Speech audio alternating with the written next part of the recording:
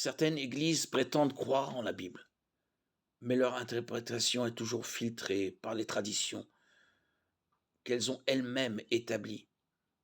C'est la tradition qui l'emporte en cas de conflit entre la tradition et l'enseignement de la Bible, ce qui revient à nier l'autorité de la parole au profit de la suprématie des responsables d'Église.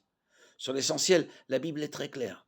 Il n'y a aucune ambiguïté concernant la divinité de Christ, la réalité du ciel et l'enfer et le salut par la grâce, par le moyen de la foi. Sur certaines questions de moindre importance, cependant, l'enseignement des Écritures est moins clair, ce qui conduit naturellement à des divergences d'interprétation. Par exemple, il n'y a aucun commandement biblique direct concernant la fréquence de la communion ou le style de musique à utiliser.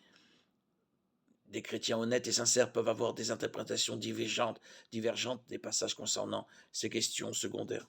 L'important est d'être dogmatique là où les Écritures le sont et d'éviter de l'être là où elles ne le sont pas. Les églises doivent s'efforcer de suivre le modèle de la première église de Jérusalem. Ils persévéraient dans l'enseignement des apôtres, dans la communion fraternelle, dans la fraction du pain et dans les prières. Acte 2, 42. L'église primitive était unie parce qu'elle était fermement enracinée dans la doctrine des apôtres.